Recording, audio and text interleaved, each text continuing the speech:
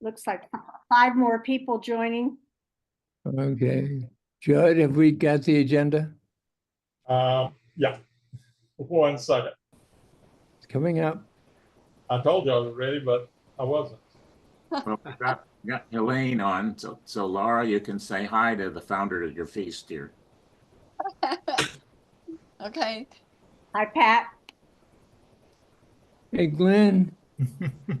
Brian, how are you, sir? Oh my God, there we are. Two-headed January. Look at that. All right. Wow. Pat, did you know you're president? Oh, Lord. Okay, folks, Let's move on. I'm Bill Porter. I'm coming live to you from Richmond, Virginia. My wife is out buying the milk and bread for the coming snow. But anyway, today we're going to have probably the first hour we're going to spend on Judd Vaughn. Will be speaking about aging in place. And then I'm going to talk about the different retirement communities that you could get involved with or in or whatever. And then we'll have a break, and then we'll have new attendees, anyone who's joined us who's new or has been away and come back. And then we'll have an open discussion. And then closing remarks, Pat will lead us in happy birthday for Laura. And then we have overtime from 4 to 4:30. And what I'm going to do now is turn over to Judd, and he's going to introduce his subject and talk about aging in place. Okay. So, Judd, When Bill first talked about this topic, he was talking about his current situation where he lives in a CCRC. If you don't know what that means, we'll find out in a minute. But I said, I've been in my house for 40 years. I raised 3 kids out of here. I know how to find my way home. So really don't know if I want to move into some other situation, whatever it is, downsizing or whatever. And I'm trying desperately to accommodate my health situation to live here. It's a 2-story colonial. We sleep upstairs and live downstairs. And basically, that's going to be a problem. I can already see as we get more and more immobile. We try to go up and down the steps 1 time a day. And I know some of you know what I'm talking about. And so, you know, I get out of bed, I get dressed, I go down, have breakfast, and do the stuff during the day, and then go up for bedtime. And my office is upstairs, so that encourages me to go back and forth, you know, maybe 2 or 3 times. But at some point, I figure we're going to be living on the bottom floor. And we've got a nice screened-in porch that my wife has mentioned closing in and making a big bedroom, and I'm really against that because it's a shining star of our house, I think. And I go out there, hot or cold weather, and just sit on the porch. So the idea would be, you know, I mean, we hardly use the dining room anymore, so that would be an easy move there. But there's other things that make it a little bit difficult. I mean, it's meant to be a big house for a medium-sized family. And so I'm sure many of you know what I'm talking about and have already walked down this road. But anyway, I wanted to just spend a few minutes and talk about when we start talking moving, changing things. The problem with getting older and traveling this road for the first time is that you don't know where you're going. And the problem with aging in place, my intentions are good, but I don't know what the future holds. And, you know, Bill kind of solved that with his situation. But I need some advice and accommodation to figure out how to stay here. So I created this slide just to, I divided up into sections. These are the sections that basically aging agencies say that you must consider. And there are others maybe that you would be able to tell me in just a little bit, but I just want to go over these and talk about sooner. I'm basically going to hit the high spots, and then we can discuss this, in detail. So if something piques your interest, just make a little note of it, and then as I finish up, we can go to questions or discussion. Right, Bill, is that what we're going to do? And not take questions in between, or it doesn't matter. Go ahead. Yeah, if anybody has any thoughts, please go ahead and interrupt. But the first thing that we talked home. Can everybody see this slide? Yes. It's a guy in a wheelchair. Yes, Okay. we see it. So first thing, I'm sorry. Okay. Well, the reason I showed this slide was because he's in a wheelchair. He's lower than I would be if I were standing up. So he's modified the island and his cabinetry to be lower than it ordinarily would be in a standard kitchen. So that's the first thing is well, how's your kitchen going to work? And so that slide really emphasizes that. We've installed handrails in all the good positions in this house, mostly shower, but and bathroom, just to help us stand up. But we have some railing in other parts of the house too. And one of the things that we've done, our house has a little step down, and we bought this little half step, which I consider to be a real great thing. You only have to step down or step up a half step to get to the next one, and it's very portable, and it really does help make the traversing the house a lot more practical. Just close that down. Now, Mike Foxworth, who's on this call, has installed some special flooring in his house throughout the whole bottom floor. And Mike may want to talk about it, but I went and got one of his presentations, and he's got this material. It's a foot by a foot, and he's interlocked it all through the bottom story of the house. So it's non-slip. That's the basic idea. He's not going to slip down if you can help. And so he's just, he had hardwood floors, but now they're material. And I think it comes in a variety of colors and shapes and sizes. Another thing that people talk about is secure rugs and carpet around.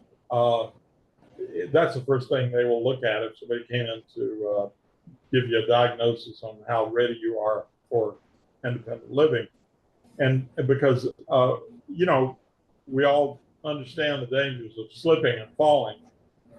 That's not true just in the bathroom, but it's true throughout our house. And so we want to remove anything like that, any kind of area rug that really is going to help us slip.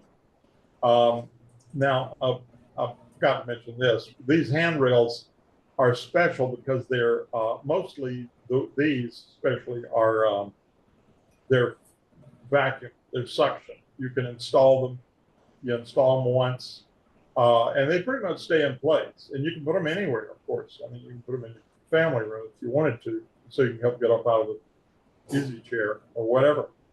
And I just pulled this off Amazon. You can see that you could buy several of these. Here's a $9 one and a $20 one. Of course, they make them a lot bigger than that. But anyway, you get the idea. And going along with health and fitness is the idea of access to all the areas of your house.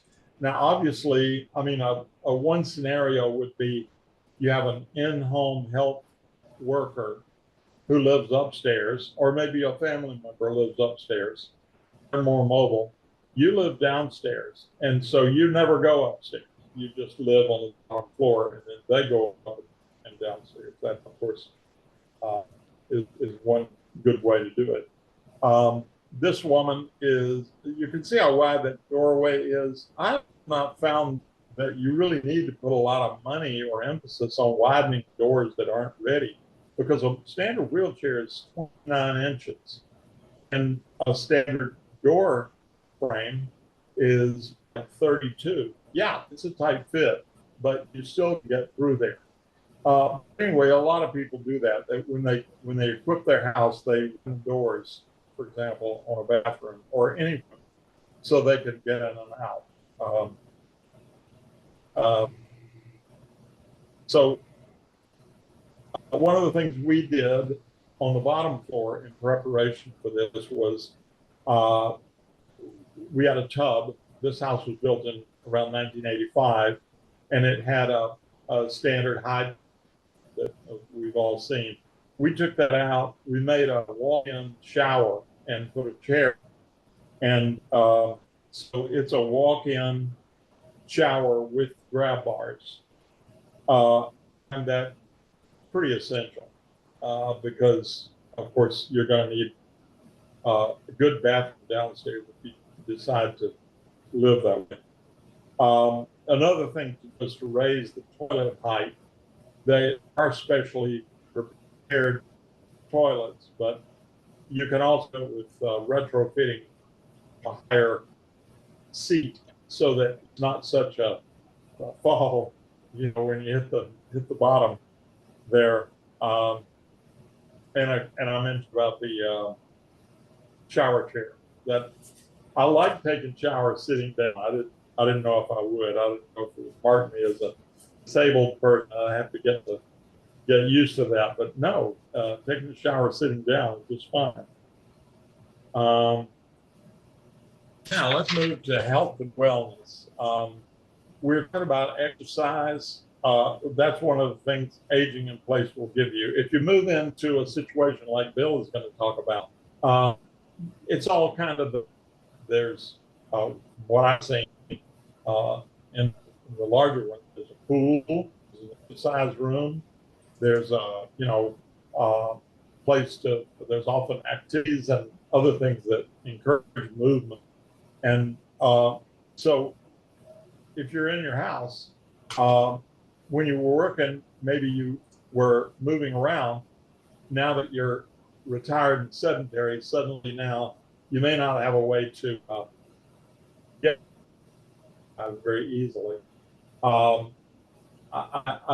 do here in Virginia, we have a community center and have a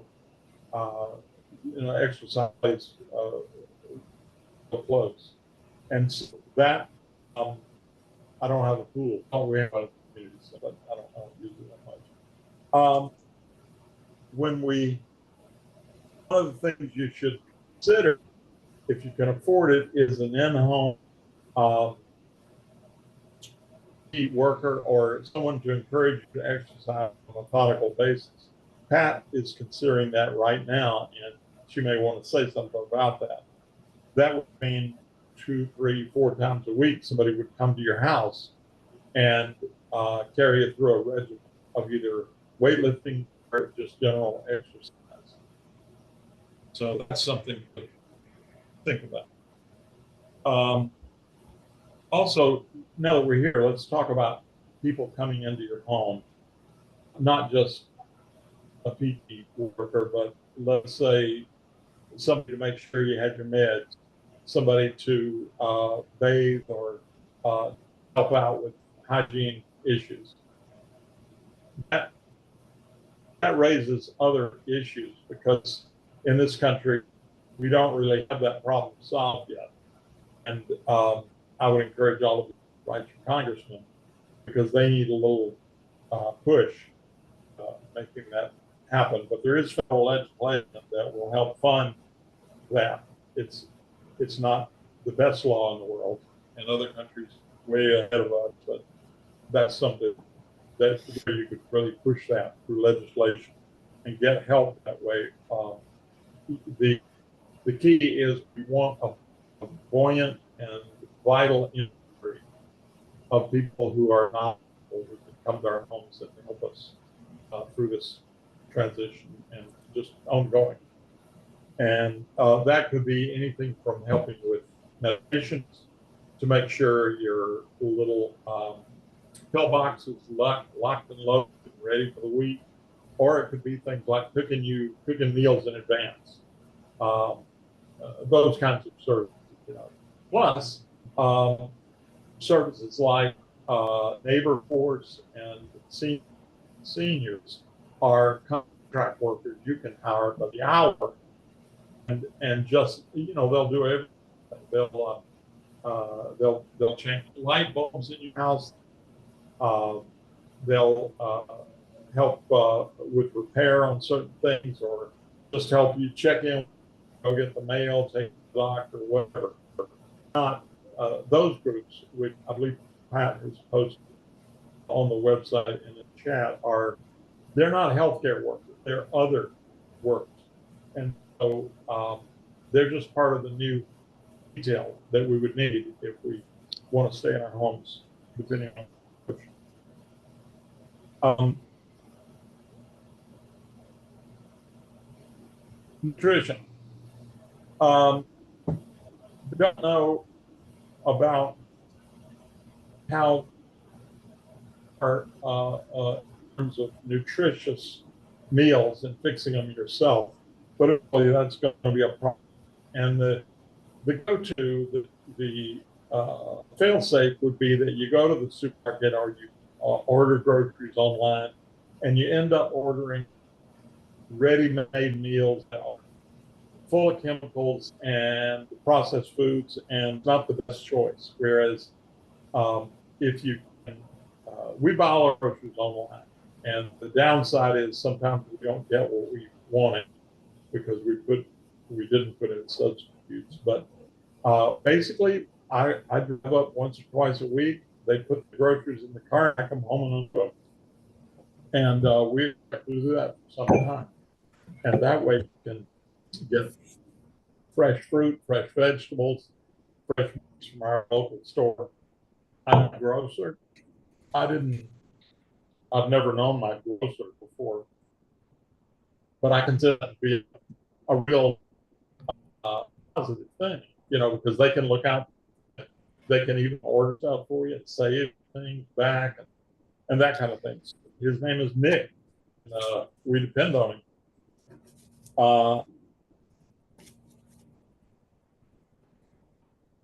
If there are also other delivery services that you can take advantage of, I'm familiar with the Blue Apron, but it basically, on your level of cooking, it comes in a box once a week, and you can order as many meals as you want. All the ingredients are there, mostly measured out. So all you have to do is throw the stuff in a pot, and there you've got a nice meal designed by a chef, and it should taste pretty good. I've eaten I've eaten these things before, and it's okay. It's okay because, again, that's fresh ingredients brought in once a week. You can mix those things together and have fresh food. Mostly, it's very good quality. On our website, we've got many articles about better nutrition. I just put this picture up here to emphasize vegetables and fresh foods. You can go to the website. We don't have recipes, but we have links there that will help you get a better education on nutrition if you don't feel like you're very much of a cook or a preparer. So let's see, I'll put that one down. Social connections is the third that they mention. And of course, when you live in your home, I don't know about you, but I used to have lots of friends, and I've got less friends now, and I expect to have fewer friends in the future. But it's really important to keep up those, what do they say? You can never make an old new friend. So I want to, keep my old friends and try to make a few new ones. And we can do, one of the ways is, let's say, in out and exercising in a group, or joining a book club or a Bible study group, or anything like that. This woman is, she's got her straight to band, and she's exercising. That's a good thing. But she's also talking to this woman here, and so that's one way to meet people that you wouldn't think about otherwise knowing, perhaps. But also online, we just generated this picture. There's a guy who's talking to parents, maybe grandparents, I don't know, and he's basically able to talk to them at a distance. And I've begun to do this. I have my two brothers died last year, and one of the things I've been focusing on is staying in touch with the sisters-in-law. We never really talked much because I was always talking to the brothers, but unless I was there in person. But by phone and on Zoom, we are able to stay in touch a little better, and it's good getting to know them. And I think it helps in their transition period as well as mine, because they're getting used to the new normal. The key there would be arranging regular phone calls so that they kind of know when you're going to be there. My sister-in-law is in dialysis, so I don't call on Mondays, Wednesdays, and Fridays. I call on Saturday, and I know that, and she knows that, so we're more likely to hit a point where we both could talk. One of the things that, of course, if you have people who are willing to chat or talk on Messenger or email or Zoom, that's a good thing. If they're not on electronic communication, encourage them, because loneliness is identified as one of the big problems of America for all people, but especially and old. So we need to, we need to understand that that is a problem, and then work on trying to solve it, because it's pretty much a proven case that people who are more social are more healthy and they live longer. So that's interesting. Schedule regular visits and outings. Again, my thing would be, if you're in a CRC, there's friends all around. I mean, you can't get away from them. You go to dinner, they're there. You play cards, you go to the library, you exercise. And so what? What did you say, Bill? No, I just said they're everywhere. Yeah. When you're in your house, it's really easy just to sit there. Andy Griffiths is going to be another episode real soon. And but part of the deal is to be able to schedule regular visits or outings with people, and don't let them die. Don't let them, go too quickly.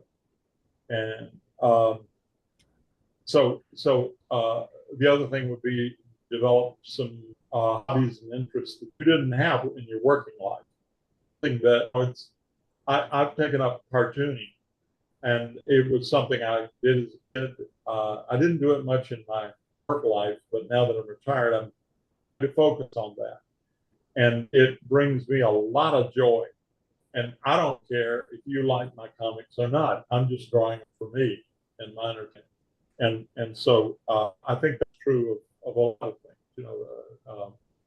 There are working shops. There are places where you can rent car equipment if you wanted to learn to fix a car, or other kinds of places where you don't have to invest in a lot of equipment to do some of these things, like a power wheel.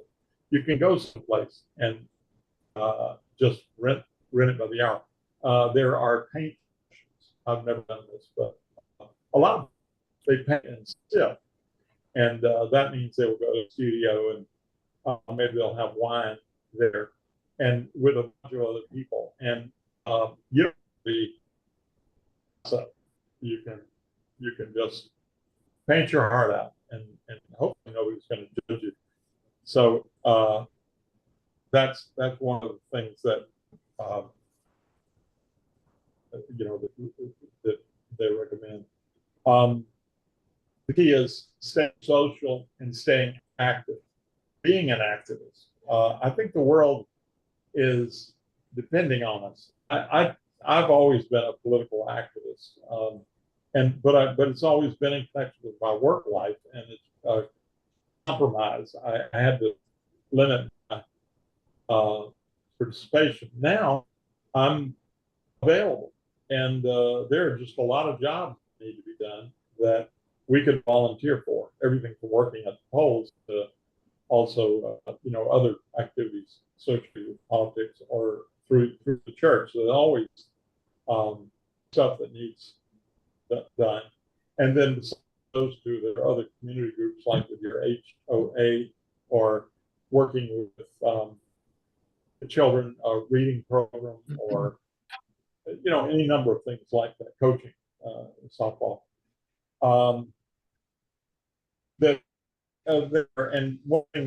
And helping seniors is exactly that. This company has started to engage people who are retired to help other retired people, and it doesn't mean everybody is totally disabled. It means there's a skill there too. Maybe you don't like painting, so you can hire that done, but you like driving, let's say, and you can help out that way. So that's something to consider.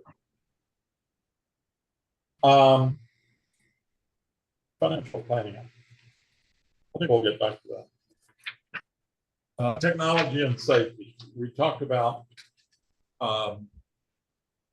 safety bars, watching for loose carpet and rugs and sharp objects around, just being careful that way. One of the things that, I'll show you this is an AI picture. So this guy doesn't exist. He's not in trouble. But this is about falling. We all are concerned. Most of us are really concerned about falling. As Mike Fox to say is good about saying, nobody dies from neuropathy. What they die from is the fall caused by neuropathy that 4 days later killed because of a hemorrhage, because of other fatal injury. And so that's something to think about. And this picture, to me, is dramatic. This guy has, I don't know if AI understands exactly what safety cord is, but there it is. It looks more like a loose hanging electricity to me. But anyway, he's fallen down and he can reach up and pull the cord, and out comes running. And let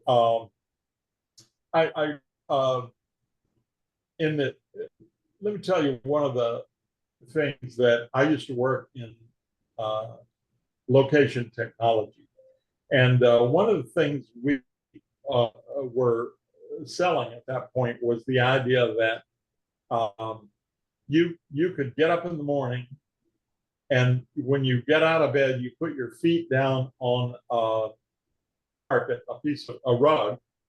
That then reported that you had gotten out of bed. Then you go to the bathroom, you brush your teeth, you start fixing breakfast. All those things trigger announcements and signals, the cues that are going to a reporting system, so that your children who are 200 miles away can look at their computer and they can see that you're up and operating. If not, they make a call or have someone local come see you. Those are the kind of technologies that we have available today. And there's many more than that. What I'm specifically interested in, we talked to our financial advisor, and they always ask you, what are the major life expenditures you have coming up? You know, like a new car. You know, what year would you like to have a wedding? You know, and one of the things I talked about is I want a robot. And the guy laughed, but I thought that's not far-fetched at all. Maybe in our lifetime, we won't get to see all of this come about, but this is a stair climbing, a vacuum cleaner. What this thing does, these move around. They will climb stairs, and it's a Roomba type vacuum. It will vacuum the upstairs and then come back downstairs, park itself. These are all the different pieces of this. I don't even know how it works. I mean, I do know how this works, but once robots are coming, and if you haven't looked into it, they are very smart, very, and they may be your new best friend. Frankly, looking forward to it. You know? So I just stuck that on there because I'm selling it. I'm definitely there. Let's see. Looking a little more into technology, there are smart home devices in your home. We don't have, for example, that will open the doors and lock the doors remotely through a wall switch. Will lower the door or open it up so you can receive packages or even people. These are often voice controlled assistants. I've just downloaded Apple's Intelligence, which is a brand, their AI answer to Siri, which is like a Lexi type thing. It is pretty marvelous. It will carry on a conversation with you, and when I say thank you at the end of the conversation, it gets back to me with no problem or glad to help or whatever. It is very human-like in its interaction. Well, these things become, built in, like what button would you like to set the video at today? Would you like to know the temperature? Is the room too warm? Is it too hot? And the lights, all of this can be voice controlled into our phones or other devices. So that's something, again, this is not science fiction. This is happening today. Okay, then the emergency and mobility transportation and so forth, I kind of lumped in the same category. We all are more dependent on assistive technology. I walk with the staff, very much like this in the bedroom, and it don't currently use it in operation I had, but I like it. When I go to the bathroom at night, I'm going to depend on that thing, especially if I'm not feeling well. And of course, we're all kind of familiar with the rollator. This is, I think, more or less an old style. The newer ones are pretty marvelous, I think. And then we have wheelchairs and accommodations, the beds that turn around to get you in and out, and so forth. And then Mike had a program 2 or 3 months ago on driver controls. Some of us have assistive technology in our cars. This is where they take your car, or you can buy another one, that's already equipped. But they will take your car and install these special controls where you don't have to use your feet and maybe even one hand. So they're pretty marvelous in that they keep us in the car longer, so that we can be more mobile and more social and more safe. The other answer to that was I'm a big advocate of shared rides, Uber, Lyft. I do that a lot these days because my vision used to be, and I quit driving at night. What some people would say, we happen to live in a great area. I live in the Dallas airport area, and I can anywhere I want to go. I can get a ride in 4 minutes. You know, there's none of this waiting an hour and a half for a ride. Now, other people don't have that luxury, but still, if you can plan a little bit, trips to the doctor, trips to go out to a restaurant, to take a tour around town, and so on. Let them do the driving. And Uber and Lyft both have programs now where it's not just pick you up and put you where you need to go. It's you can rent the car by the hour, you can rent the driver by the hour or the day, and you're able to pretty much keep your mobility even if the doctor says your driving days are over.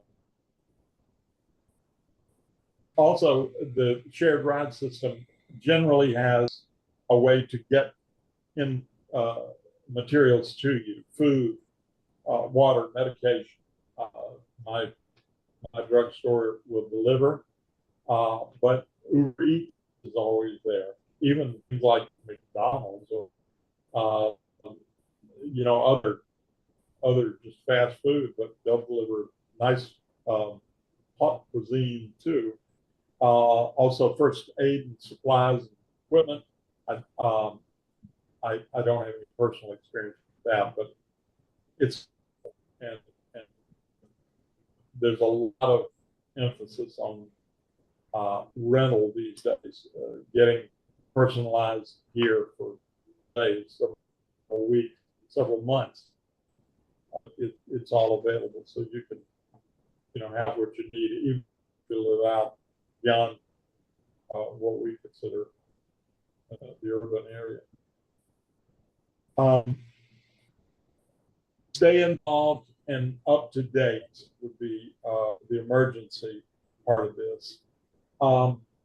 We should all be aware of our surroundings at all times. That's just, of course, both planned activities and unplanned, especially unplanned.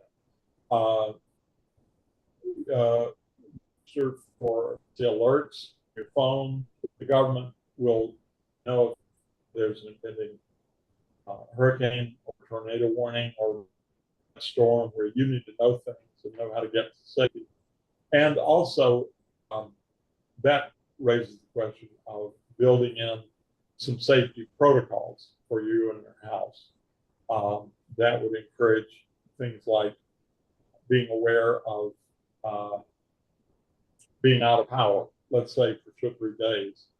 What would happen if you were living by yourself or only the two of you were living there and suddenly there's no power, there's no heat, and very little food? So the encouragement here would be to make yourself a plan. And actually, there are plenty of the local governments all participate in this. Also, on my refrigerator, I have a sheet, a form that's filled out that is about me. It tells me all my diseases. It tells me what drugs I take and how that, so that EMT work coming into the house would understand what might interfere with something else that I'm taking. All of it, aging in is, to me, the best alternative, but it is not, well, I'll stay here and I'm not going to move because obviously as our limitations grow, we have to plan for that and be on it as fast as we can. Almost every state would have a Virginia Office of Aging. Virginia certainly has a good one. Uh, I don't know if we have, I'm pretty sure we don't have that agency on the website, but I will put that up on the website so you can find it. But if you're not from Virginia, other states, comparable to what we have, and that is very a very good resource for. It's not just about papers and stuff. Yeah, they're an incredible deep network of what's available to people in the community.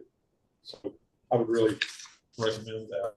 And financial, I guess I should say a little bit about that. And I don't know what to say about it, except some of the stuff, except I need a spell check on financial. But let's clearly, the tip here is to create a budget, track income and expenses, of course. And like I said, prioritizing essential expenses, especially the ones that are likely to come up. Let's say you need a specially equipped car. It's just not going to be right there ready for you to roll off the line. You got to make some space for it, and that would be good financial planning. If you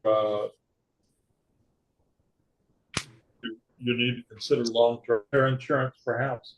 I don't know. I don't have it. That's probably something we need to talk about for a future program. This is a whole topic. It's a good one. I'm glad I put it on here. I'm not an expert, but we can talk about that. We can find an expert who can help us out with this. My lawyer would be a good one. He's very much akin to. He's very good with older people's finances and legal terms and so forth. Okay, I think. Okay, Judd, are you open for questions? Yeah, of course. Okay, Or Lawrence Silverberg has his hand up for about 30 minutes. Oh, that's okay. Lawrence, are you still with it? Yeah. How's your hand feeling? Yeah. Go ahead, Hey, sir. Ryan. Thank you. Thanks so much for a really interesting discussion. You've really raised a lot of good points. And later, I would like to add some points, but I had particular interest in two things you discussed. One is the robot. And if you could provide more information, especially the robot that you can talk to and how it comes and what sizes. I don't know if I could get like a tall blonde robot. No, but seriously, I think that's a really great interaction. The most important issue for me is I've been thinking about buying a car. I can't use my feet that I could drive with my hand. So I'd like to get advice on that. I did look into it. It's really a major process. You have to first be certified by the state, then you have to go somewhere, and it's $400 where they train you, and you can't get it in the state of Maryland without being trained. And then they come to your house for another $150 to test you out, and it's a real rigmarole.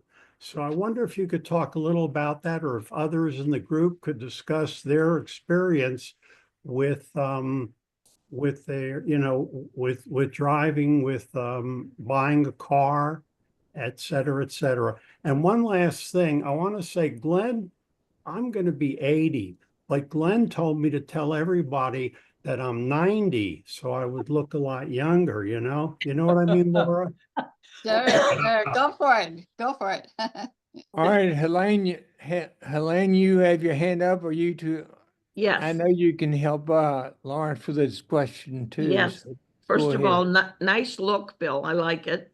Thank you. I appreciate the comments on my beard. My wife told me it was going to snow in 2 days, so I have not shaved for 2 days. Okay. Two things. John, now, you talked about, Helen, yeah, Go can you ahead. hear me? go ahead, Yeah. yes. Helen's the John, expert. you talked about going up and down the stairs.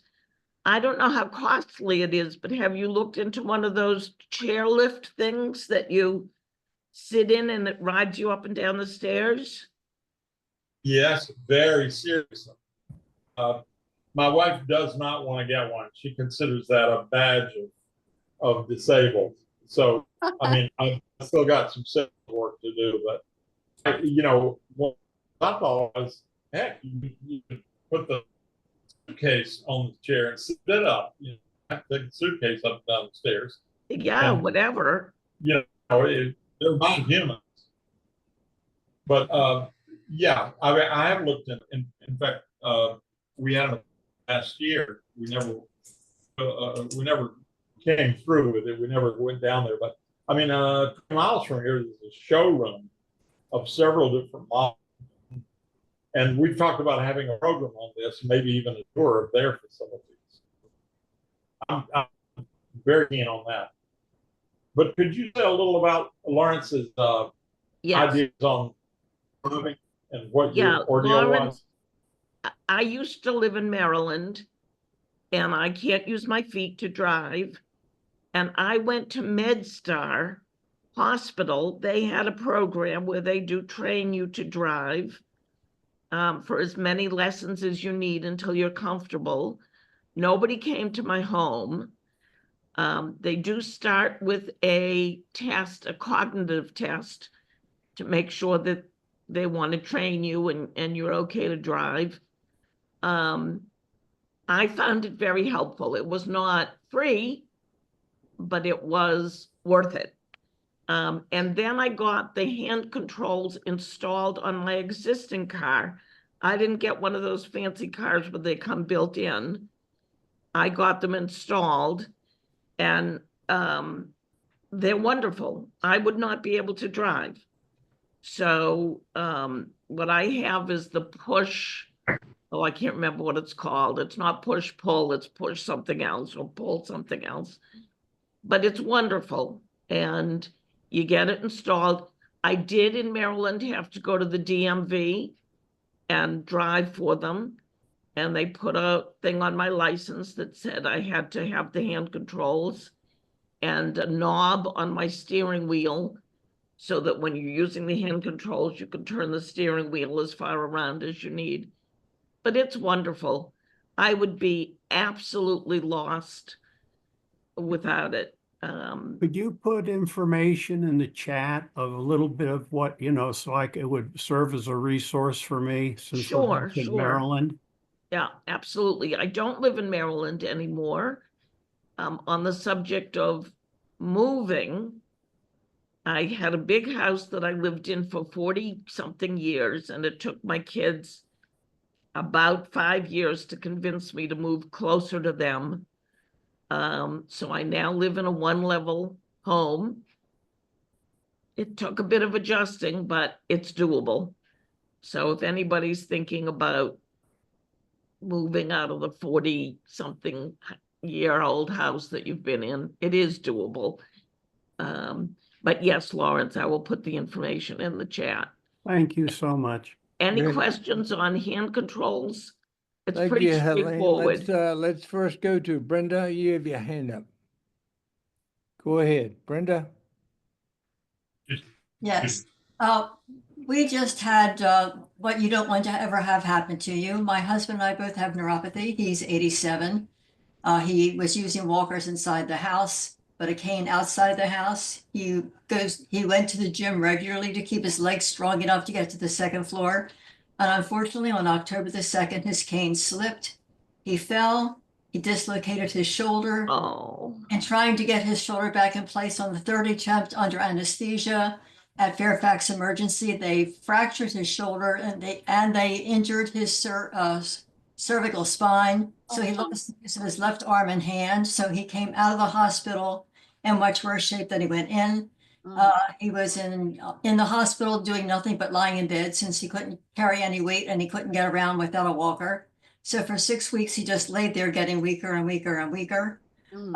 And finally on Then he went to the Virginian for rehab for a month. And on Friday the 13th, he came home. Next to me is a hospital bed. He now lives on the first floor, but yesterday we did have a stair lift installed so that he can get upstairs, use the showers. We've gone through a million different changes. My whole house has many adaptations now that we've made. I'll show you at some point some of the devices that we found very helpful, because in the future, some of you may have the same sorts of misfortune. For example, in our home, to get to the stairs to the second floor, you go up 2 steps to a landing. That sounds very simple until your balance is very poor and you're much weakened from being in the hospital. So 2 steps can be a barrier. To go from our garage, we come into our family room, and then there are 2 steps up to the main floor level. And I did find a device that that is designed just for that purpose on Amazon, that gives you a support for your left hand, so that you can use your railings going up on the right, but you have a left hand support in the middle of your wide, broad stair that no one can span with 2 arms to get up and down those different levels. I would say this about getting a stair lift. I wish I had taken longer and visited more dealers. The one I got, I did not realize until I went online and read more information about it, was an economy level, and that was the one that they were pushing where we went. My husband was 6'4", 218 pounds. So I'm just hoping that this model will hold up to our needs. It was about $6,000. We do have long-term care insurance through Genworth.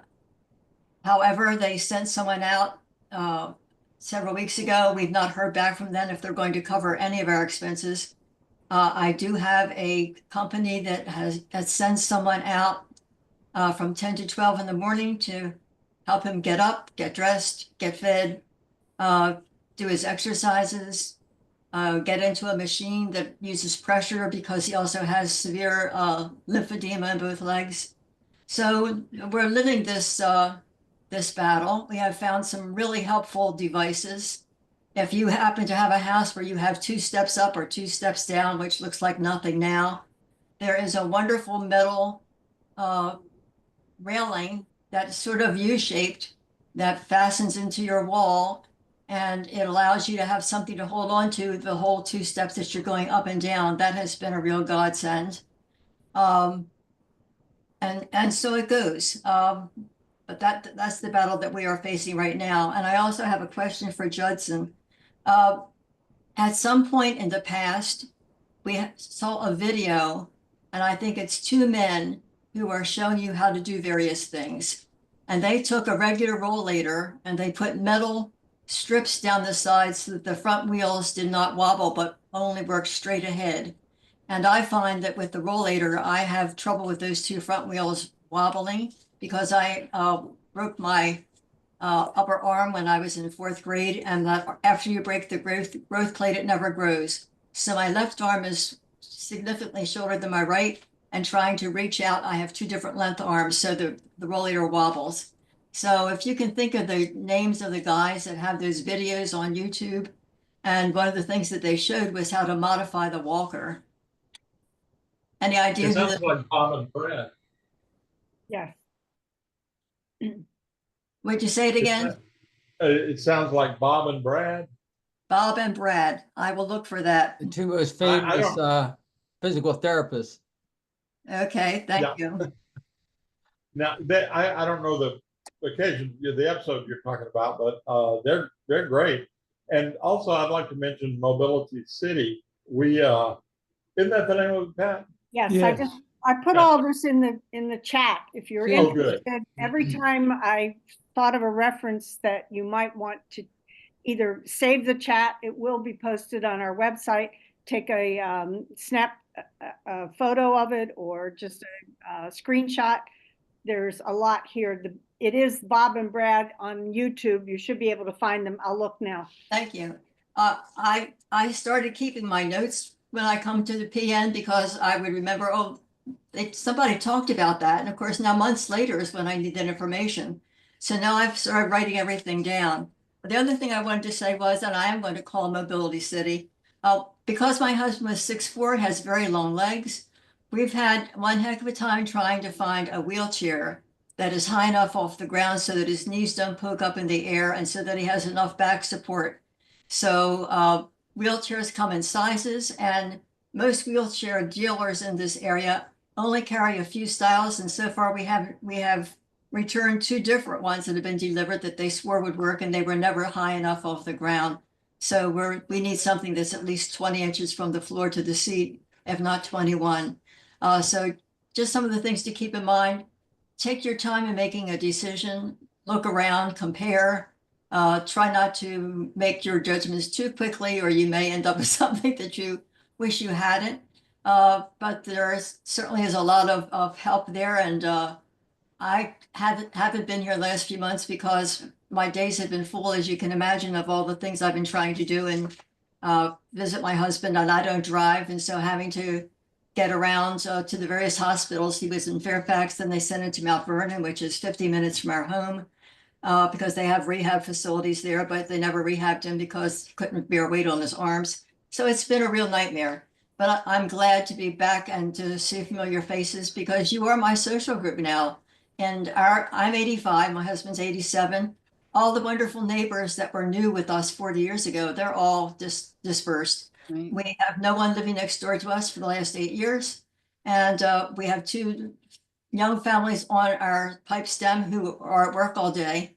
But they are incredibly helpful if I need something. But this is a whole new stage of the aging game that we're in now.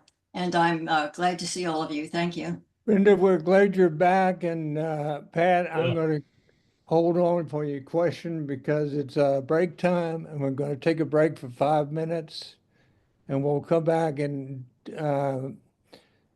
maybe give you about 10 minutes to answer any questions, and then I will go into the CCRCs to give you an idea of what that's about.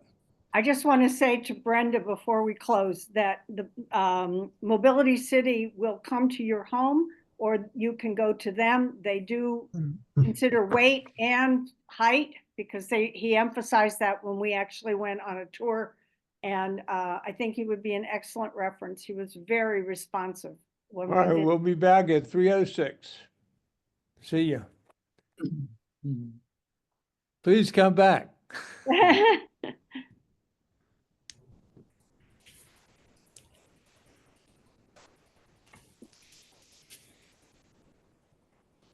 Judson, Yes. you know what they say in the South, don't you? What? Y'all come back now, you hear? Yeah, right. Hey, That's what y'all I come say. back, Right. you hear? Yeah. I say it a lot.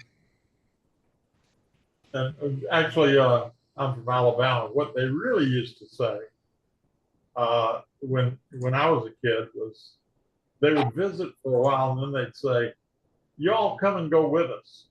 In other words, we're not finished visiting yet. Come over to our house and we'll sit around and talk some more.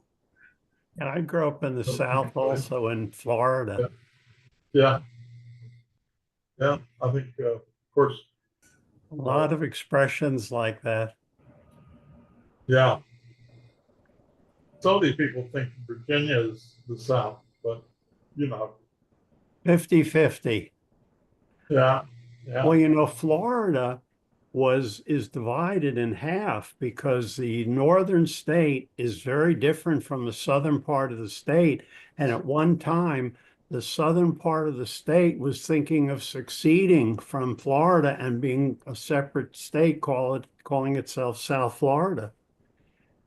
The reason being, Yeah. I don't. a lot of people don't know this, but there was a group in the northern part of Florida that were called the pork choppers. And the pork choppers controlled the legislation because they had so many, representation municipalities where in South Florida they had much less, but all the money was earned in South Florida from racing, pari-mutuel betting, highlight, tourism, people. Tourism. But they could never separate, because if you're on the Florida Sunshine State Parkway, even today, from South Florida, from Miami to halfway, you pay a big toll. From the middle of the state to the north, you don't pay any toll because they control the legislature. Little Yeah. bit of history. I'm familiar with that. Well, you know, that part of the state, right on the is known as the Redneck Riviera. You've heard it before, I'm sure. What about Key West, who wanted to form their own nation at one point, I thought. Yeah, that was really a joke though, but oh, Key West is great. If you go Conch down City. there, you gotta have their key lime pie. I used to Yeah. dive. We would go down there to dive, and it's like when you go down there, you relax instantly. I don't know how it is today, but when I lived there though, they did have a big military base because it was just when, we did the Bay of Pigs invasion, and then with Khrushchev, when he sent the ships in, Right.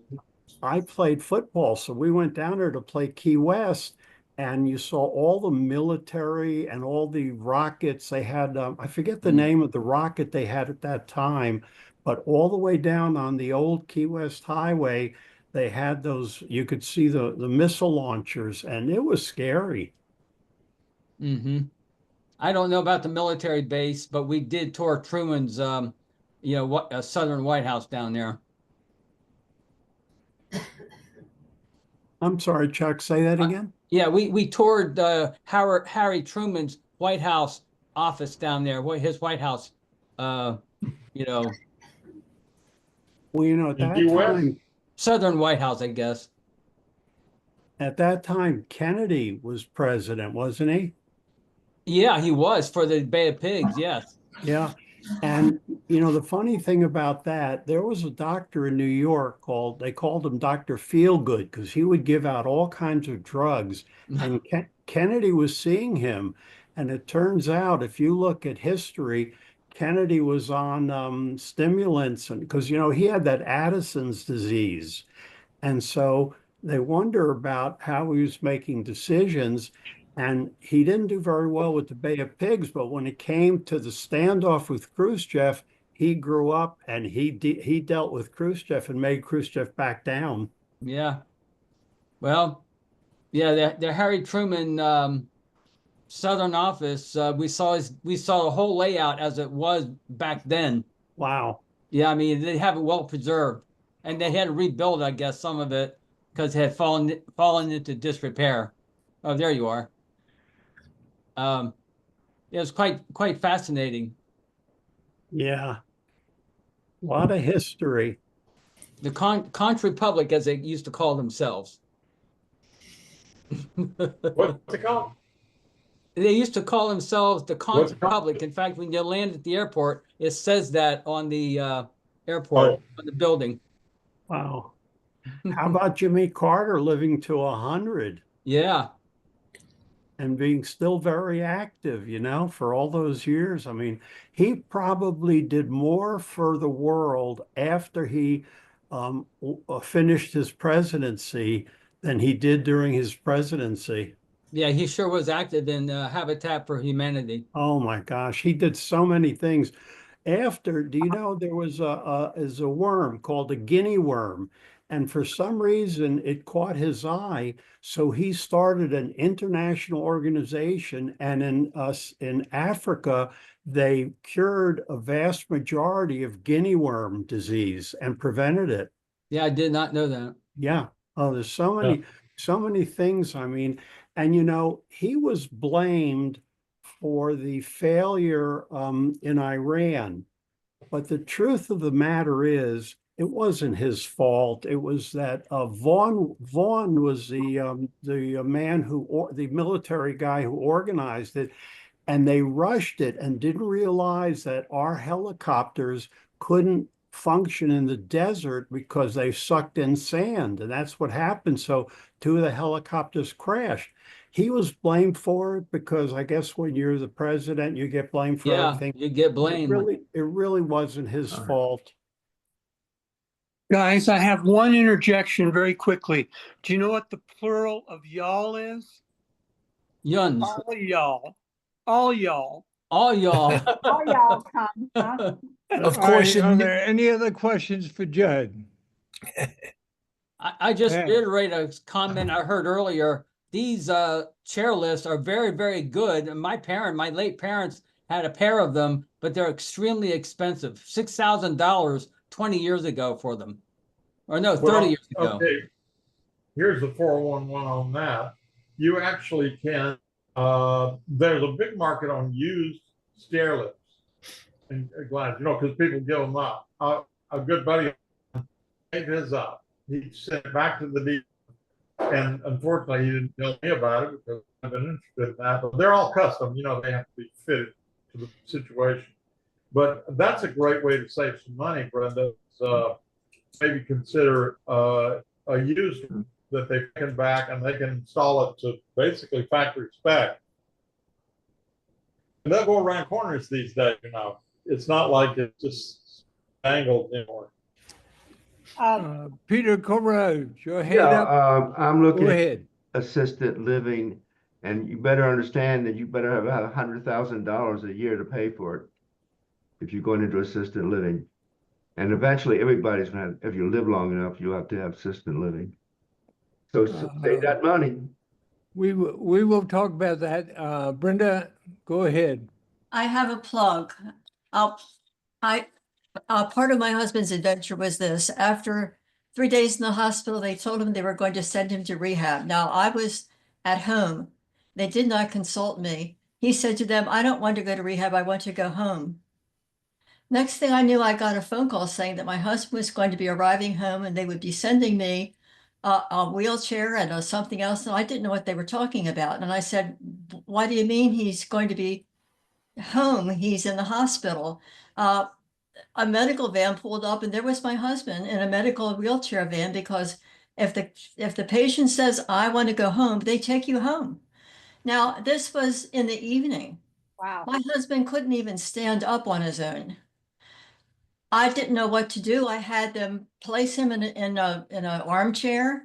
I got on the computer. I found Stuart Medical, Stuart.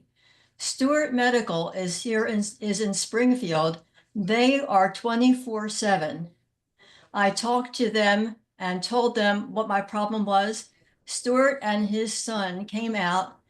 They built this hospital bed in the middle of my living room.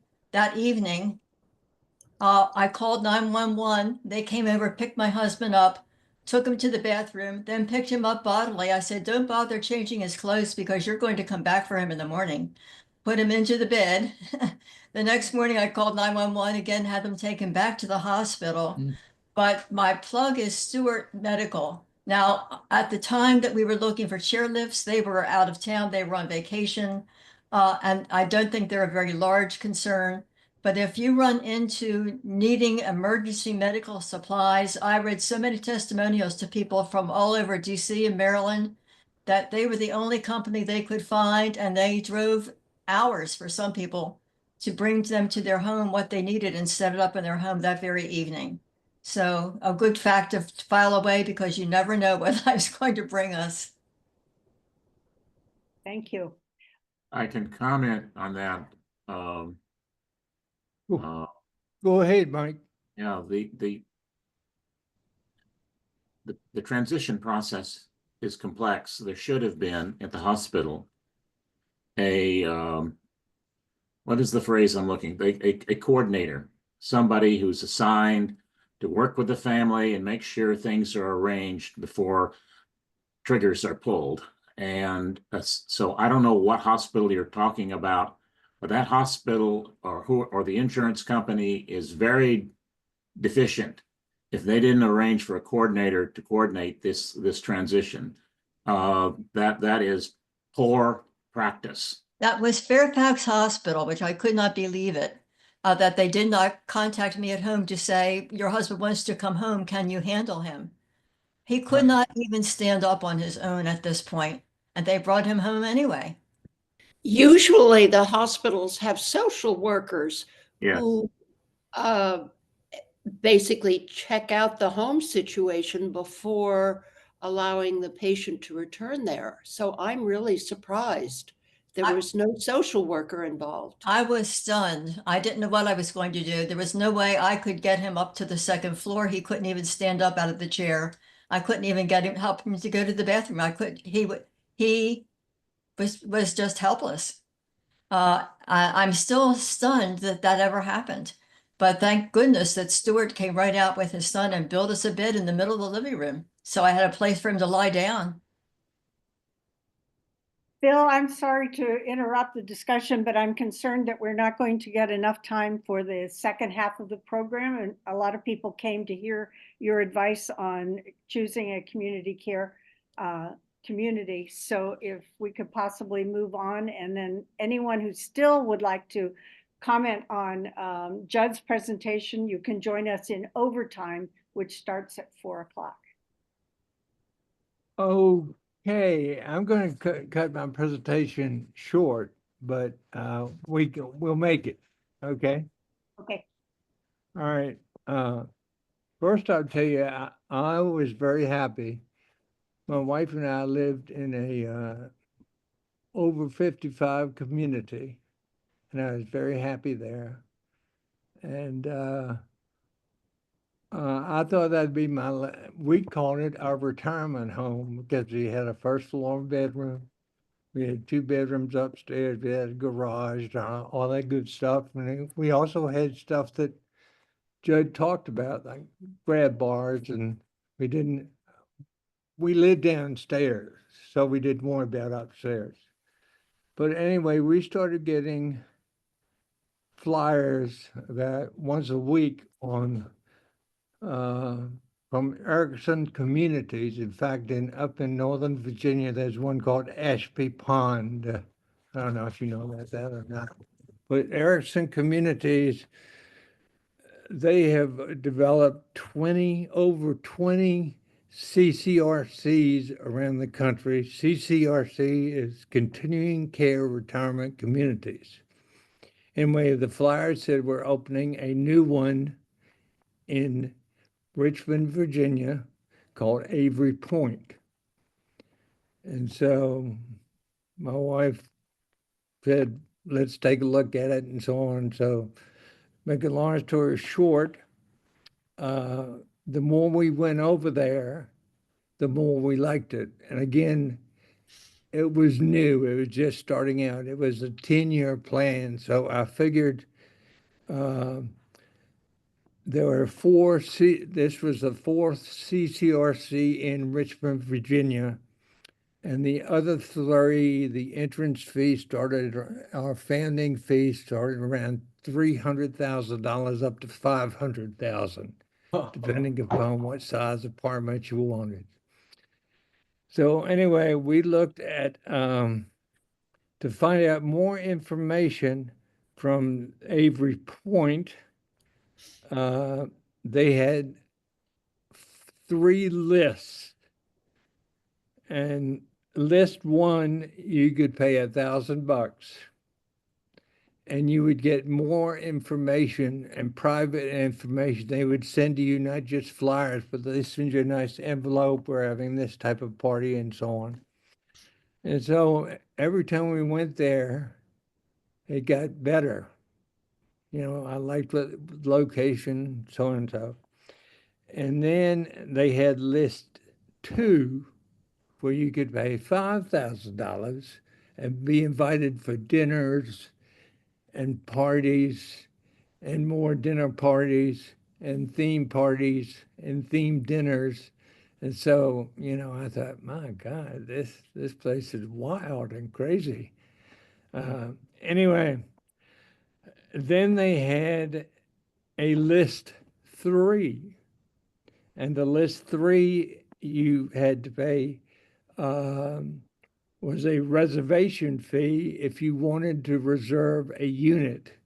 and the units were going like hotcakes. They were going, they're going to be. We're in building 3, and they're building 5 new buildings, and they're already filled up.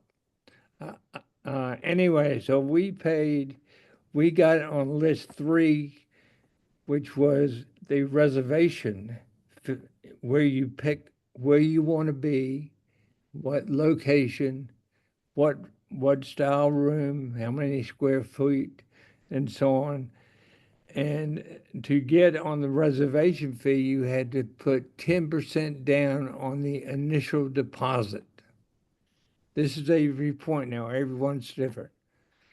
So we put 10% down, but before we put 1,000 down, like for an example, the entrance fee was $110,000. Get out. Okay, so we had already put down 1,000 for list 1, 5,000 for list 2, and now the 10%. So that the money we had already put down went towards that deposit. So when we closed, got a unit. We closed on the unit and paid close to $100,000 to be in here. And anyway, what I'm saying is the things that we got, I'm just, for time's sake, I'm moving through this pretty quickly. The benefits of being here, first off, before I get there, I say before I paid the money, you had to have a financial review Get out. with the company to make sure you had the resources to be in God. the unit. Okay, so that's your list 1, 2, 3. Also, they had a list 4, but the list 4 was for people who reserved, but at the very minute they did not want to come because of a death or a family squabble or a move or something that they couldn't commit. They got their money back, but they called the people on list 4 and said, "Oh, we've just got a unit that you want. Are you available to take it?" And so they would go down the people on list 4, to all of a sudden move in very quickly. So that's the thing about lists. Anyway, what we got, benefits. We have a doctor on site, an insurance resource manager on site, and a licensed master social work on site. We have 24-hour security. We have what I call peace of mind, because at first I had mixed feelings about the move, but then I met somebody at one of the parties that told me that it's better to do something 2 years too soon than 2 years too late, which made a lot of sense to me. We have a fitness area, gym, personal training, many activities, pool, aerobics, wood workshop, transportation around campus or to different stores. We have a theater. We have 3 restaurants led by a head chef and 6 sous chefs on site. We have different meal plans, walking paths, technology, staff, and also we have something called the Ericsson app, where we can go to every day and find out what's being offered for that day, and it's a 30-day calendar, which you can click on and find out what's going on. And we also have a cleaning staff and a maintenance staff, and all that's free. And one nice, not a nice thing, but once you pay that entrance deposit, which somebody mentioned, I think Peter Coro said 100,000. Some in Richmond are at 400, 500,000 now because they've been around for so long. Once you have paid that fee and qualified that you could pay the fee, they have a benevolent fund but you don't go in with the idea that you're going to use it. The benevolent fund is once you are in and have paid to get in, if you run out of money, then you don't pay any monthly fee. It's known as a benevolent fund. So if somebody runs out of money, and they do run out of money for some reason, something could happen, they could be sued or something, they can't get rid of you. So once you pay to get in, they're stuck with you, vice versa. Let me see. Can you tell us the monthly fee on top of your initial? Okay, there are, when we first started, we bought mainly through a plans, and it depends on the smallest unit is a 1 bedroom, 1 bath kitchen, and it's about 900 square feet, and the monthly fee is probably $2,500. And it goes up to 1,600 square feet right now, which is a 2 bedroom, 2 bath home with a living room and a sitting room, and it's about $4,500. And every year they expect a 3 to 5% increase. Jeez. So it's going to go up every month. Now, I was the That. I was the 99th, well, no, 101st resident here. Now we have 750. Is So- that what you want? So the more people, and they've just opened a new building, and it's 95% filled up, and they have an open house every Thursday for people on list 2, and they just had 300 people come through looking at a place with 1 apartment available. So it snapped up very quickly, and they're building a new building, and that's already 85%, and that's just getting off the ground. So Avery Point has become a very popular CCRC. And I'll leave it at that. And are there any questions on that? Mhm. What was your Maybe. initial fee, Bill? What was your initial sort of get your foot in the door fee? It was 110,000. Right. There's a local place here in Reading, Pennsylvania that we looked at it a number of years ago, and it was hundreds of thousands of dollars to get Well, in. I'm saying that the reason we got an Avery Point is we got in on the groundbreaking, Mhm. Right. Now the fee that we have paid is probably doubled. Oh, man. Oh, Wow. wow. But we have 3 other CCRCs in Richmond. The most expensive one is called Westminster Canterbury, and they have fees that run in the $500,000 range to get in, which Right. is, Right. Not surprised. But I guess to make a long story short, that if you're looking to, again, people say, why'd you do it? I said, well, it's a peace of mind for me. Yeah. Also, my wife made me do it. So anyway. I get that. But the people are great, food's great. I drive back instead, I used to be in real estate for 40 years. I probably drive about 10 miles a week because I just don't have to. But there, like I say, there is transportation for people who can't drive. They have a bus that goes to Publix, Whole Foods, Trader Joe's, anywhere it wants to go, but it's listed on the Avery app when it's leaving. And they also have transportation around the campus. Here's the latest one. It's in Fairfax near George Mason. It's $1 million to get the 2 bedrooms and the in-between thing. And it's $40,000 extra every year. I have the $1,000 one. I'm supposed to check in February to talk to them about moving in. Well, Wow. anyway, I'm like I said, I got in on the ground floor, and Ayrton Homes has I think we were the 21st community.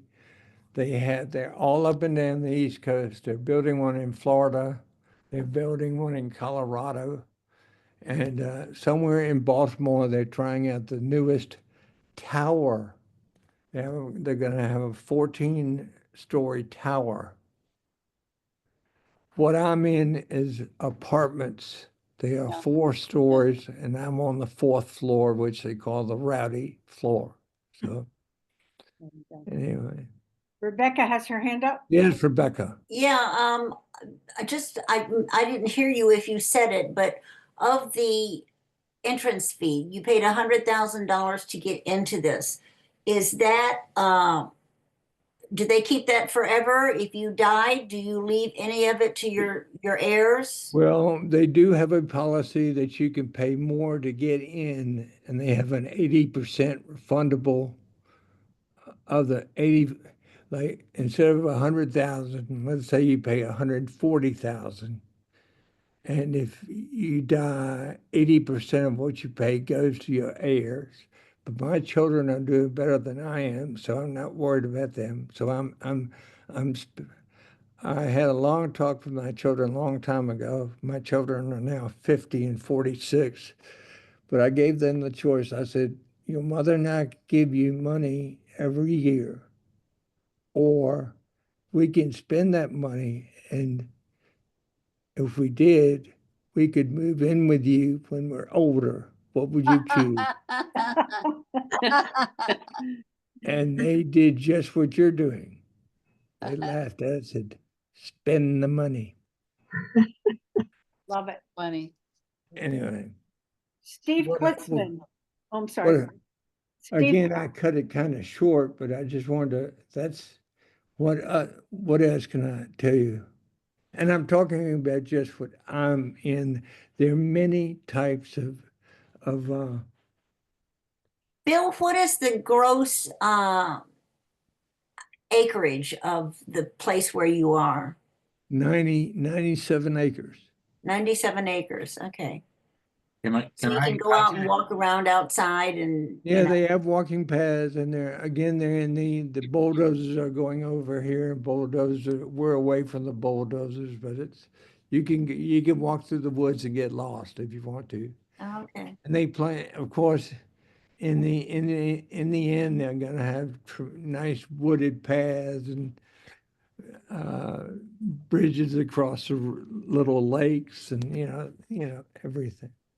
All these nice plans. But it's so popular, it's incredible. And the nice thing about it now is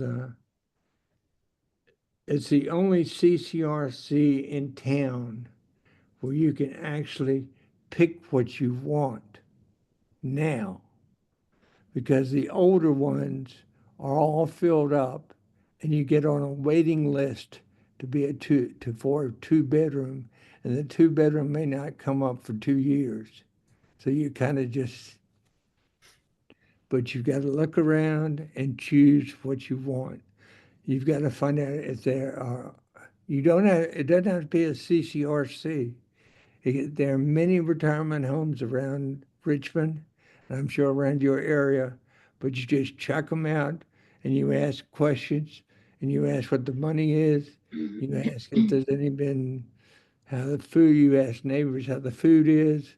You find out, and just look around and choose the one that fits you and we have security, we have pull cords. If you fall down, you can reach. I didn't mention that. We have 24-hour security. And also, if you haven't opened your door by 10 a.m., they come and knock on your door. It's happened to us twice for the district. Because they knock on your door if you have not opened it. When you get up in the morning, I got to remember to open the door, and sometimes Chris and I do not leave and we forget to open the door, and all of a sudden there's a security. I'm not honest. Yes, Patricia, your hand is up. Go ahead. Yes, if you need assisted living, does it come to you in your apartment, or do you have to physically move to another part of the facility? Well, what's going to happen is, since we're new, our assisted living building has not been built yet. It's going to be finished in 2 years. So right now, they have a contract with a company that will come to you. But Okay. in 2 years, they're going to have the assisted living building up. And then you're going to have to make a choice whether you want to move in there with your husband or your spouse or your partner, and leave your apartment, or keep both. But keeping both, could be tons of money. Now, Jed Vaughn said he didn't have long-term care insurance. Very fortunately, I do. So that's going to help with that situation. Not pay the rent, but would help with care. Anyway. And I can't get my hand raised to raise. It just doesn't raise. I don't I'm know. sorry. Okay, well, I see you. Go ahead. We investigated doing this with Ashby Ponds 10 years ago, I guess, maybe. We paid our $1,000 deposit to get on the waiting list, and finally decided we didn't want to do it. But there were health questions, and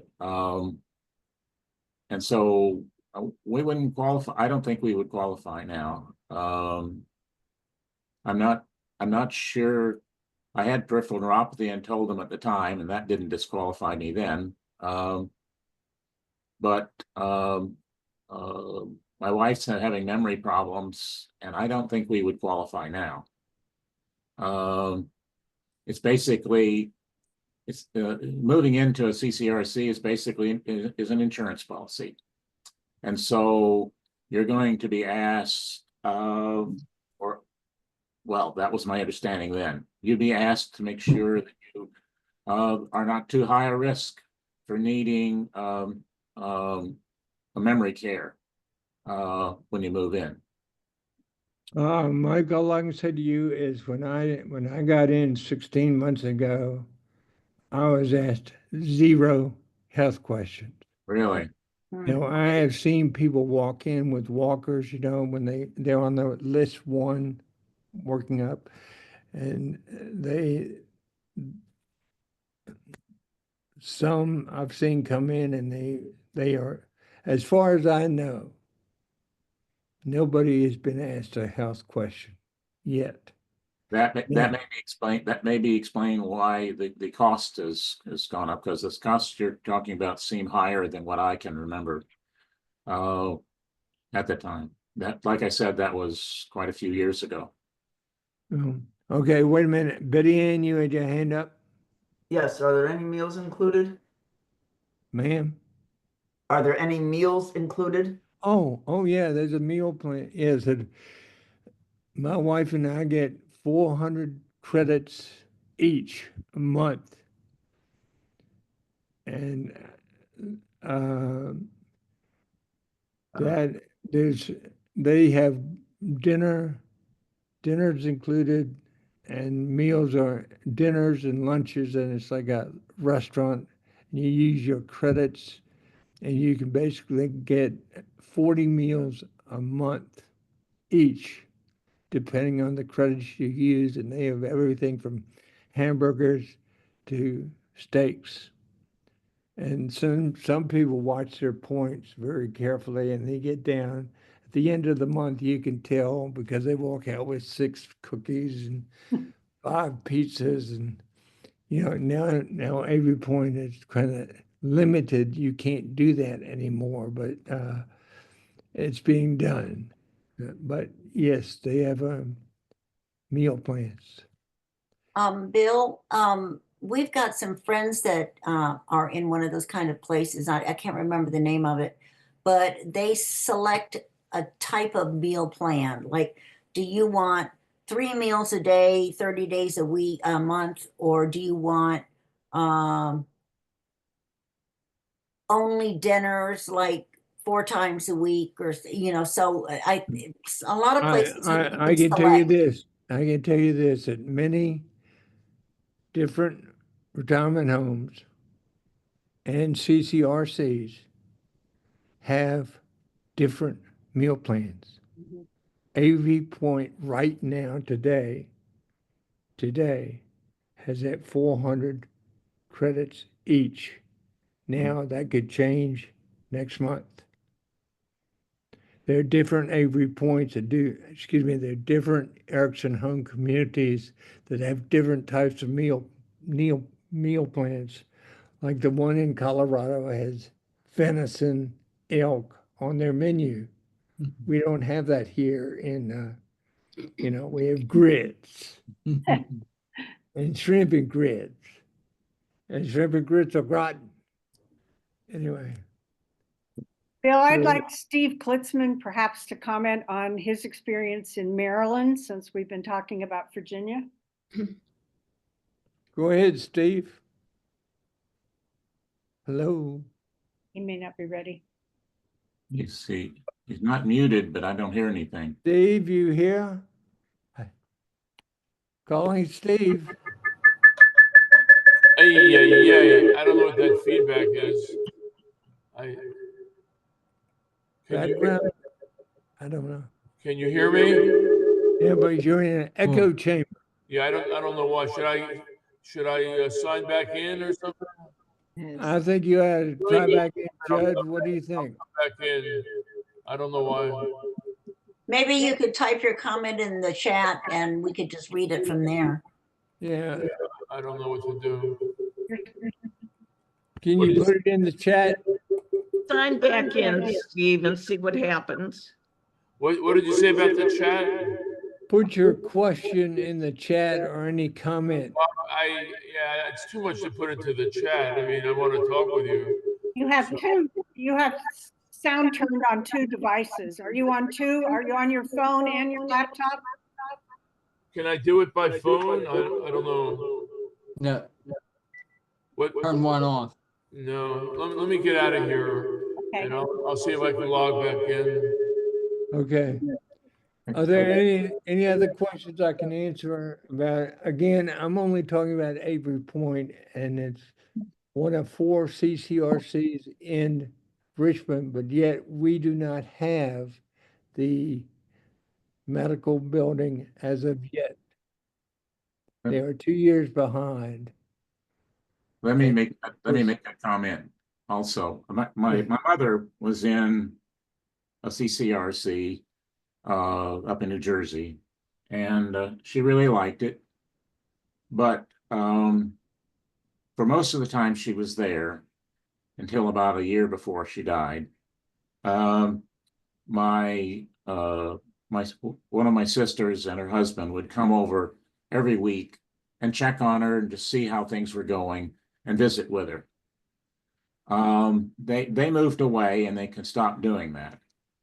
And then that year, she had problems with her blood pressure, and it turns out that they were supposed to be coming by regularly and checking her blood pressure, and they didn't do it.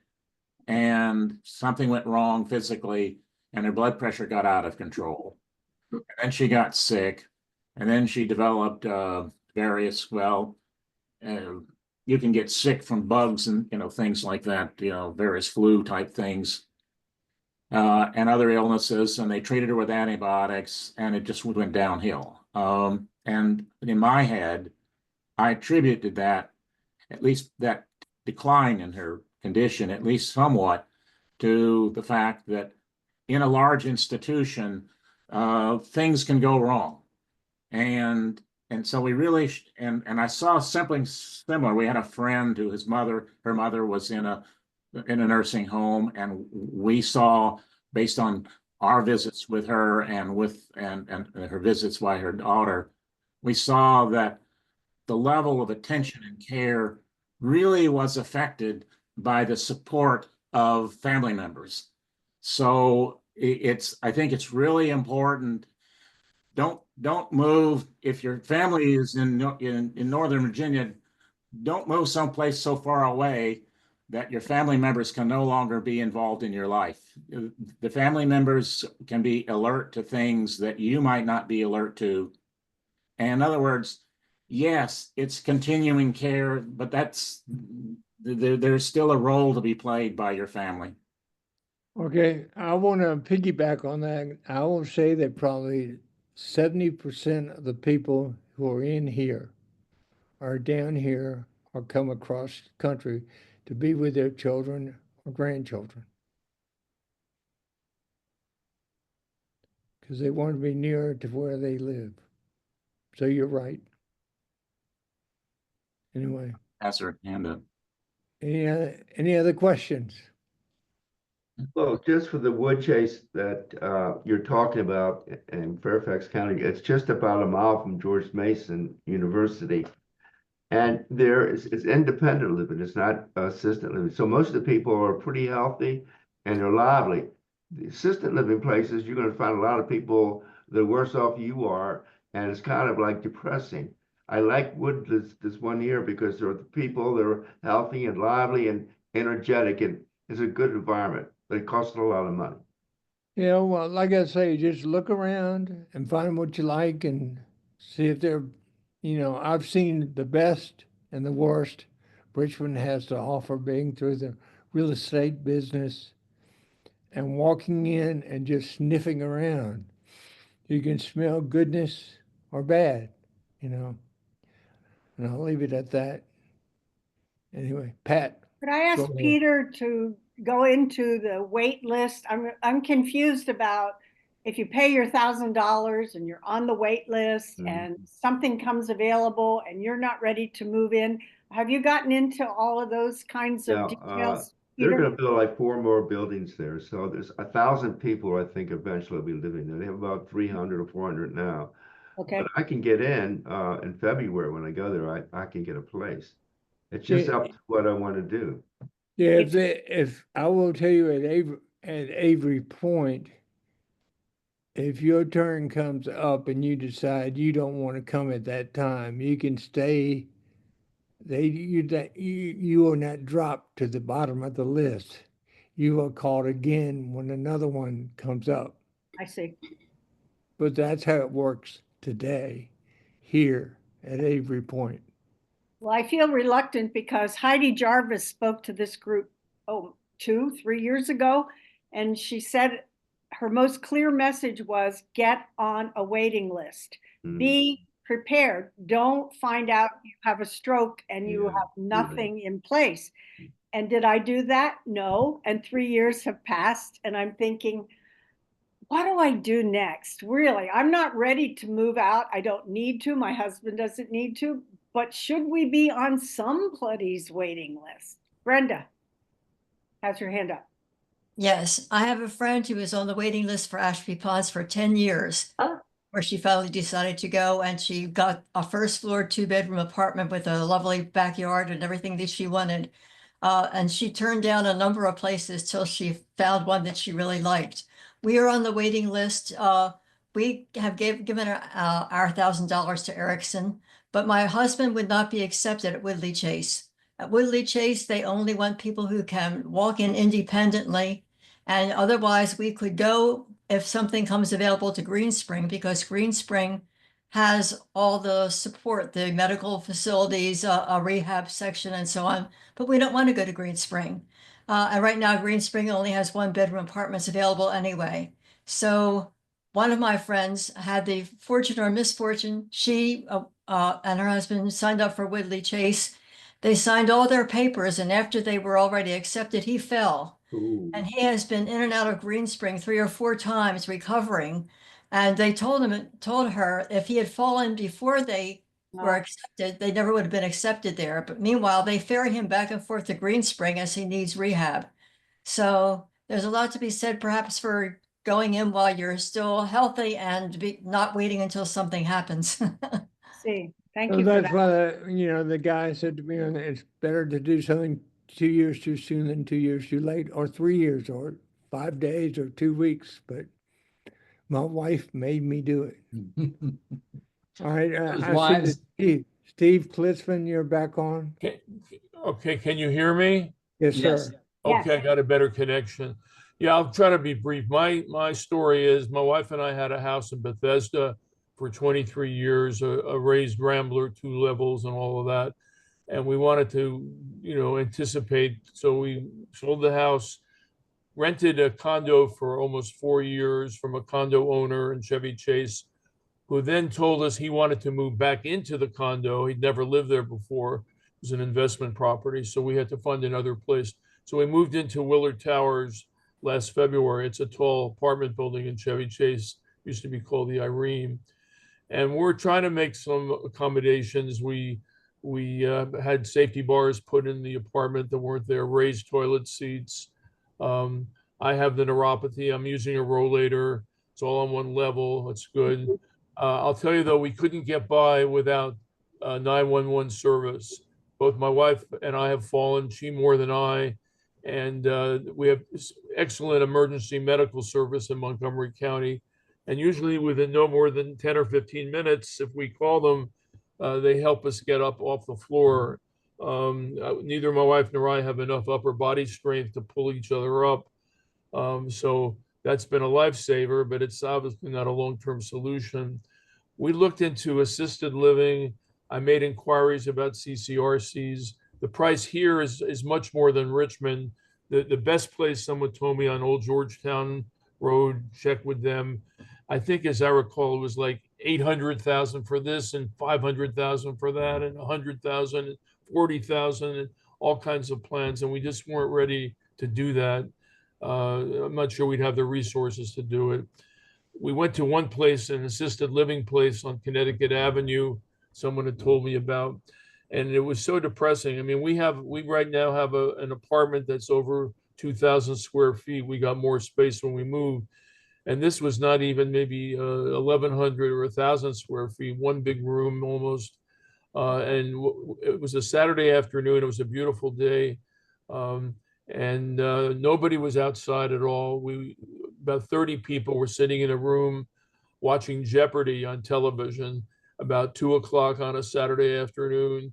It's not what I wanted to do with my life right now. I don't want to do that. I guess my underlying concern, I don't know if this is an issue for other people, I'm really very protective of my privacy. I don't mind 911 coming in and helping us, but I really feel a sense of privacy. I don't want to share my problems with the world necessarily. You give up a certain amount of privacy, don't you, if you're in one of these situations where you're almost forced to be sociable? I mean, I want to be sociable, but on my own terms. I don't know, is that a balance that you have to strike, or is that not really a concern, to giving up your privacy for sociability or whatever? Well, if you don't want to eat and stay in where we are, if you have to leave the apartment to go to eat. But there are people who are just very private, and what they do is take out from the restaurant, and they go get their food and bring it to their apartment. And they don't. There are people on my floor who I have not seen for months, and they're very private.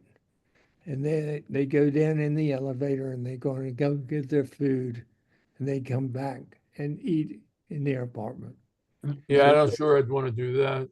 And I see someone, I think Lawrence has put in the chat that Bethesda is a very expensive place. So I'm aware of that. So I don't think it's realistic for us to think to move into a CCRC right now. Also, they do deliver the food to you for a fee. Uh-huh. So, it's again, look around, find out, sniff around, Yeah. taste around, and find something that works for you. And Patricia, go ahead. I just wanted to ask Steve which place on Connecticut Avenue he looked at. It was off of Nebraska. I don't. Sunrise? Yeah, Sunrise. Yeah, Sunrise, exactly. And I think it was 100% assisted living. Yeah,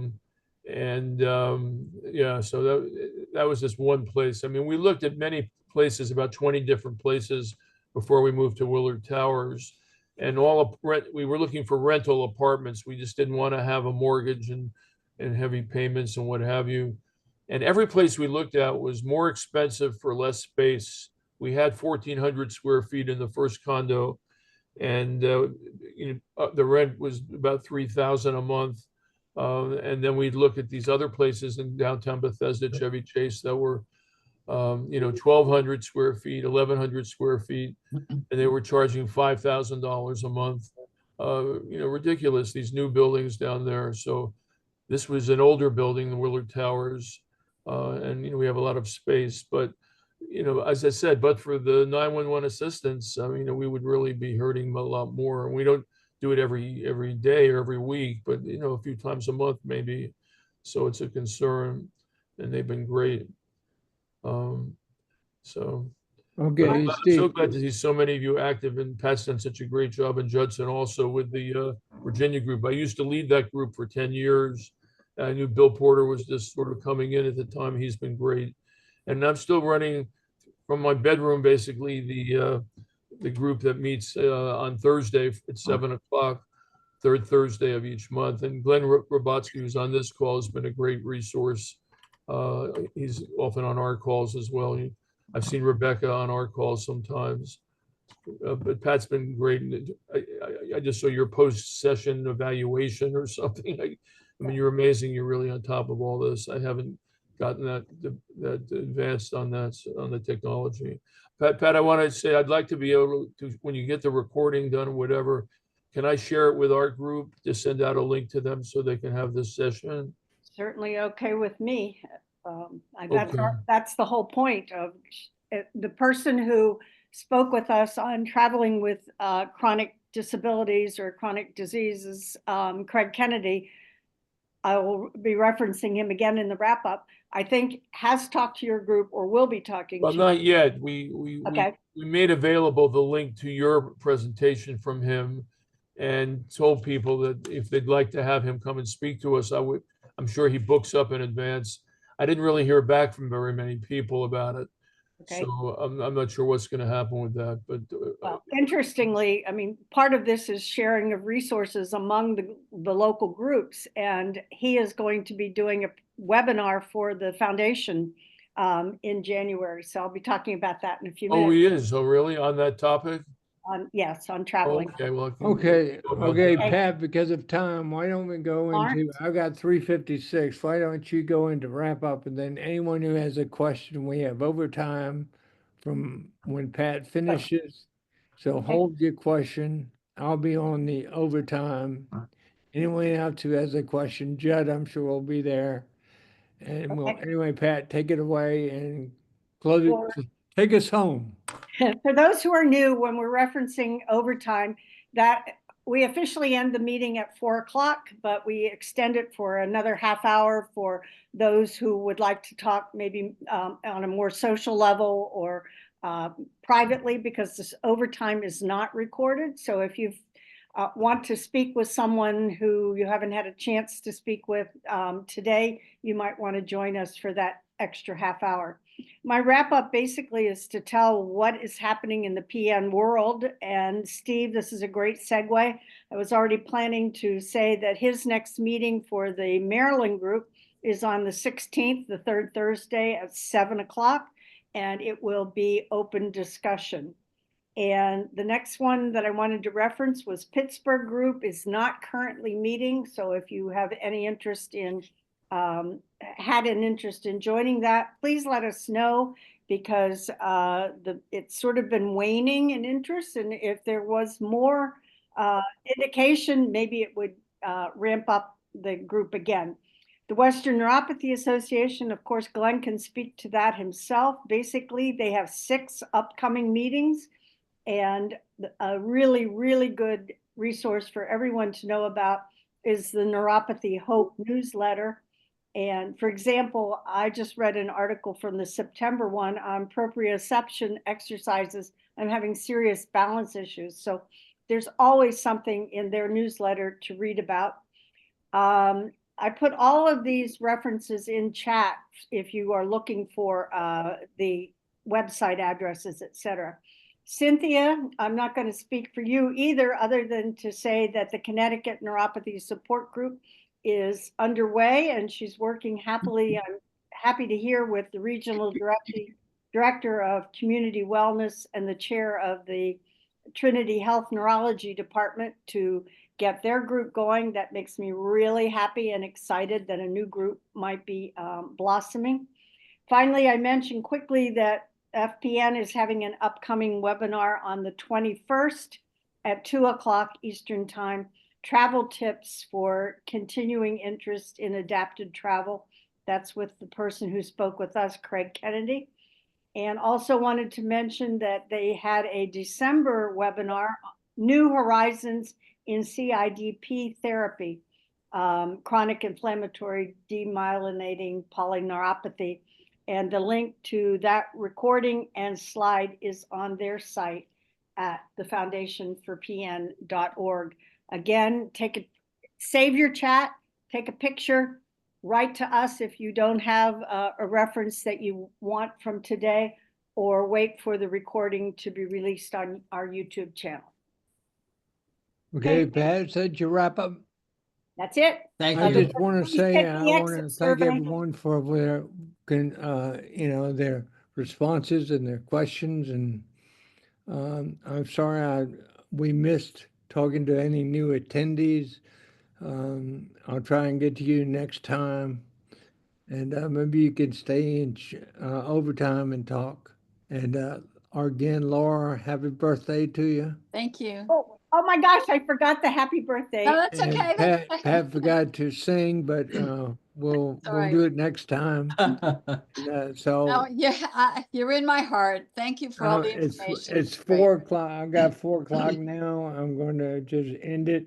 And anyone who wants to stay on and ask any questions will be available, or just talk among yourselves, so to speak. Bill, Betty Ann And just wrote in the chat about upstate New York groups. I would suggest that you talk to Glenn at the Western Neuropathy Association. He may be able to help you with that. okay, we're going to overtime. Can I say something? Is Steve still here? Or did he go? Did Steve is go? gone. I think- Steve has left the building.